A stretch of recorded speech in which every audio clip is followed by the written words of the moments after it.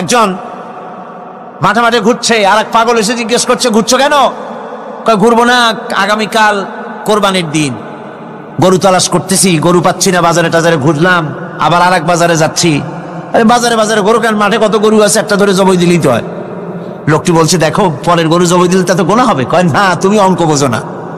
গরু জারি হোক, কোরবানির দিনে গরু জবাও যদি করো তাহলে সব তো একটা হবে। কোরবানি উপলক্ষে জবাও করছে, একটা সব পাবা না?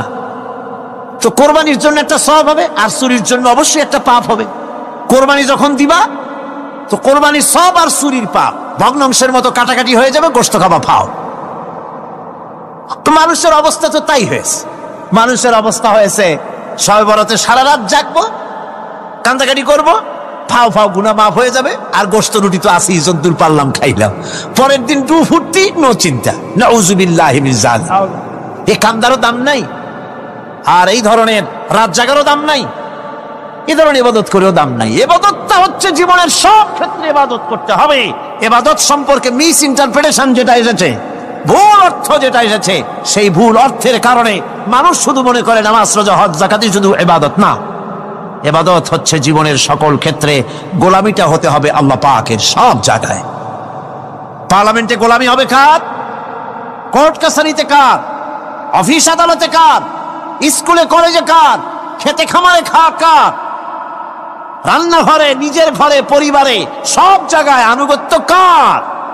কেবলমাত্র আল্লাহ সুবহানাহু ওয়া তাআলার হুকুম অনুযায়ী জীবন পালন করার নামই হচ্ছে ইবাদত। এই ইবাদত, নামাজ পড়ার নাম ইবাদত, নামাজ না পড়ার নামও ইবাদত। রোজা রাখার নামও ইবাদত, রোজা না রাখাও ইবাদত। এখন আপনারা বলতে পারেন, যেটা ঠিক কি আশ্চর্য কথা শুনাইলেন, নামাজ পড়া তো ইবাদত, নামাজ না পড়া আবার কোন দেশে ইবাদত?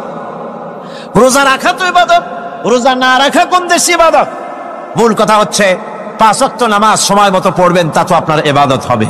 কিন্তু সূর্য উদয়ের সময়, সূর্য ঠিক মাথার উপরে থাকার সময়, সূর্য ঠিক অস্তগামী হওয়ার সময় নামাজ পড়া জায়েজ নাই, সেজদা করা জায়েজ নাই, হারাম করা হয়েছে। সুতরাং এই 3 সময় নামাজ না পড়াটাই ইবাদত।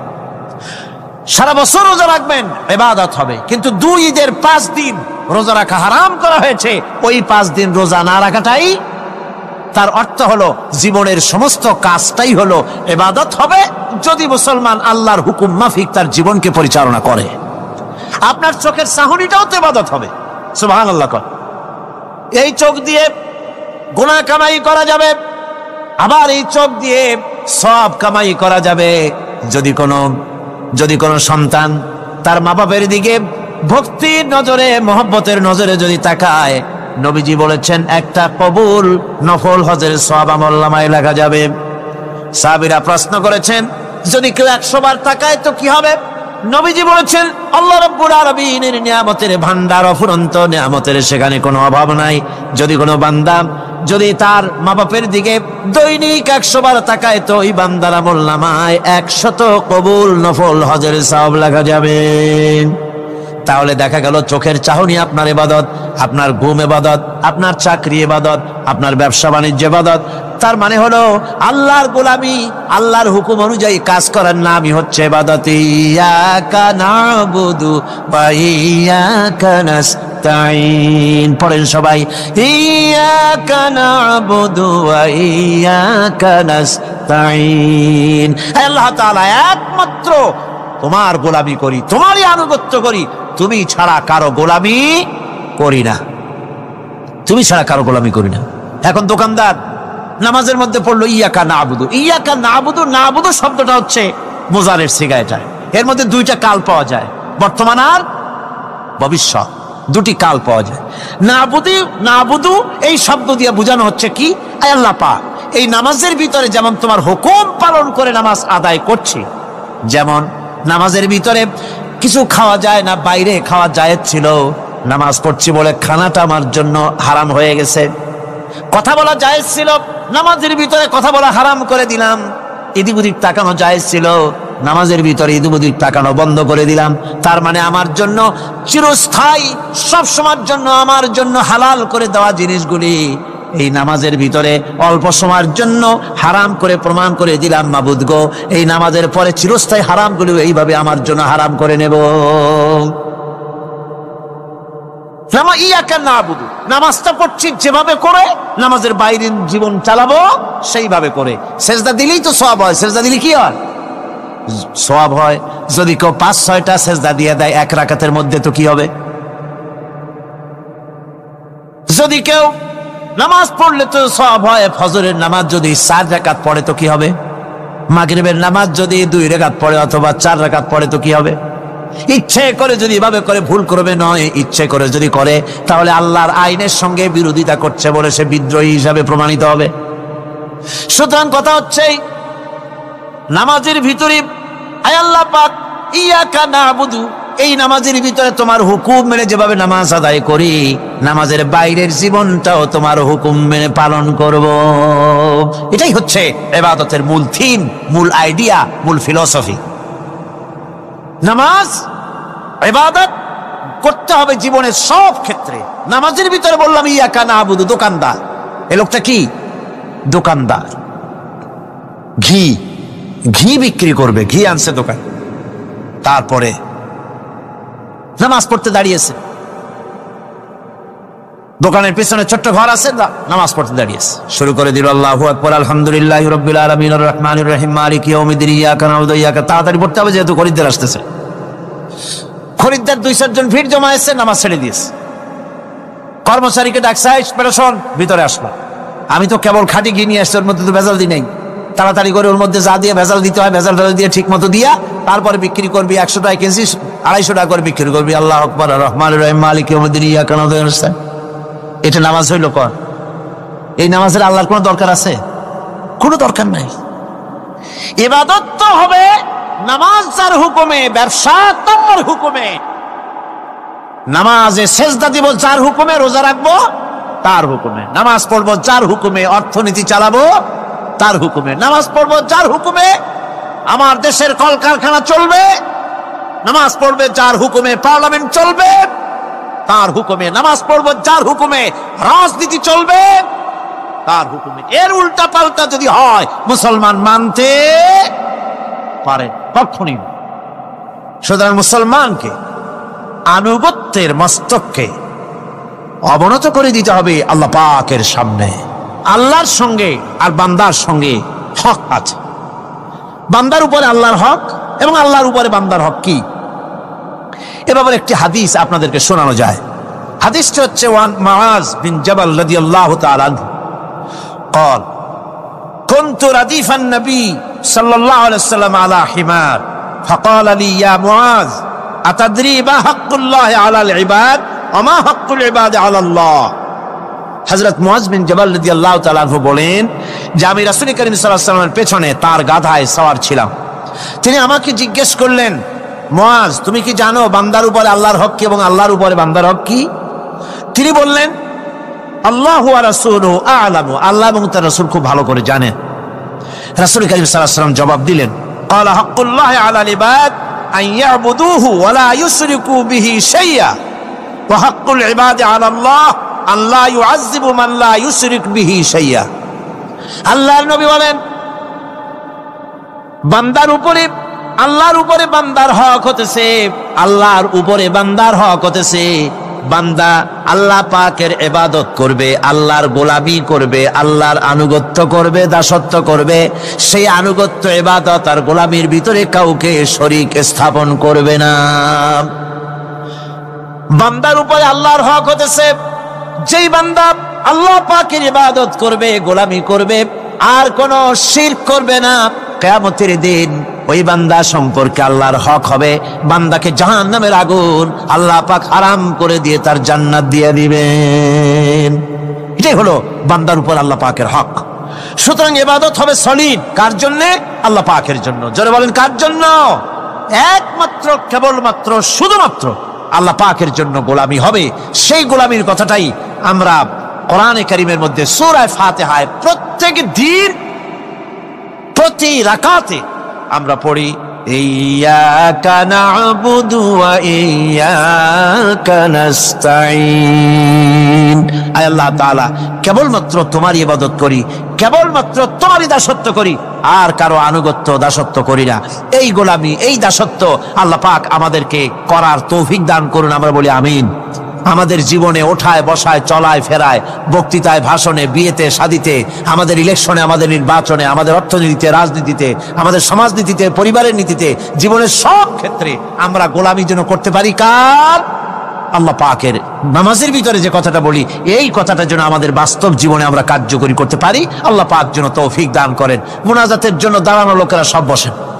মুনাজাত মুনাজাত মুনাজাত, দাঁড়ানো লোক সব বসেন। আর একটু জোরে সরে জিকির করেন, লা ইলাহা ইল্লাল্লাহ, লা ইলাহা ইল্লাল্লাহ। কয়জন?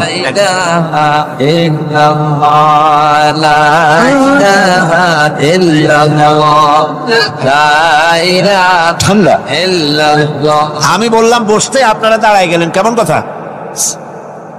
লা ইলাহা ইল্লাল্লাহু মুহাম্মাদুর রাসূলুল্লাহ।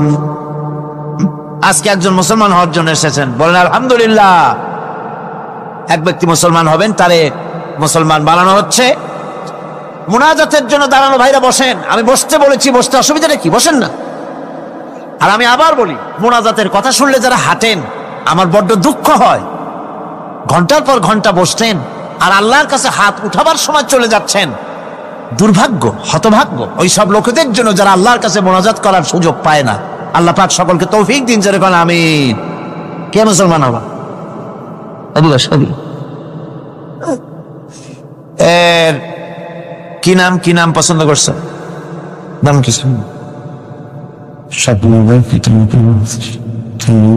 আব্দুর রহিম। এর নাম ছিল স্বপন কুমার দাস। বর্তমান নাম পছন্দ করেছে মোহাম্মদ আব্দুর রহিম। মাশাআল্লাহ। এরই হাত লাগে।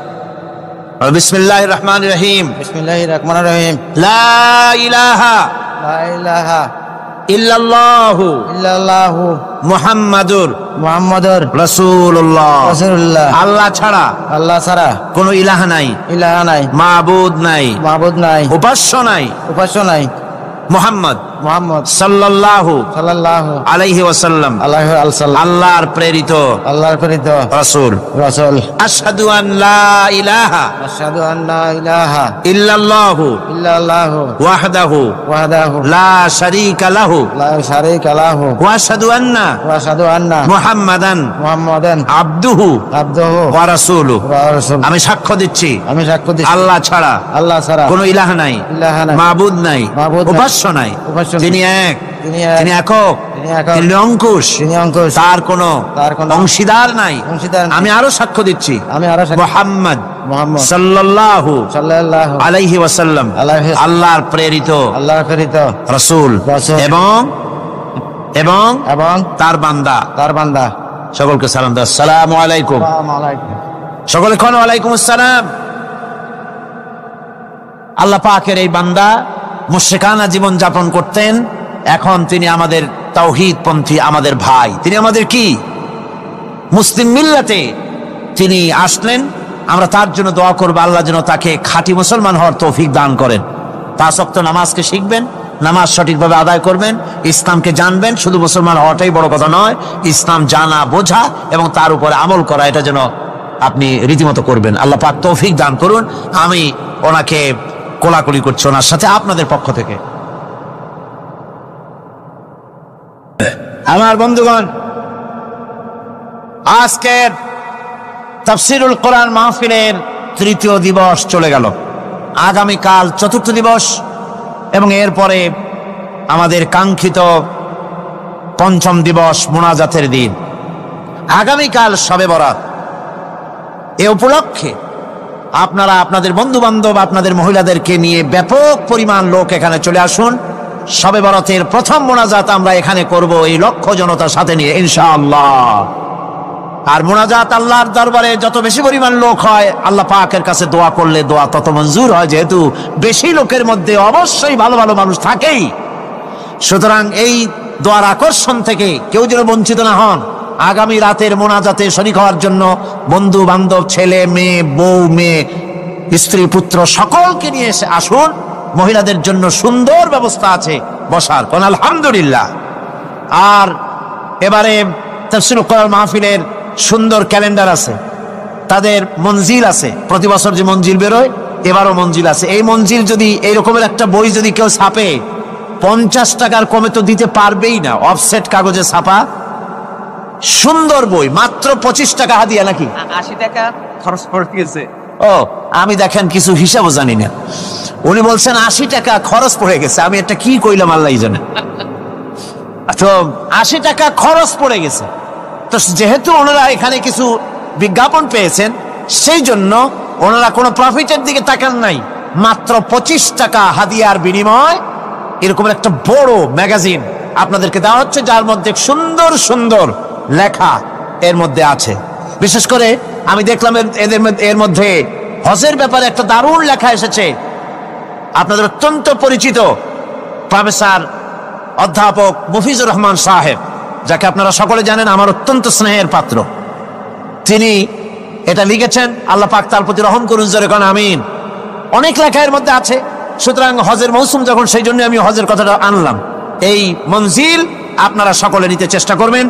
ক্যালেন্ডারও তারা সুন্দর মসজিদ দিয়ে ক্যালেন্ডার তৈরি করেছেন, তাও আপনারা নিবেন। জি বলেন।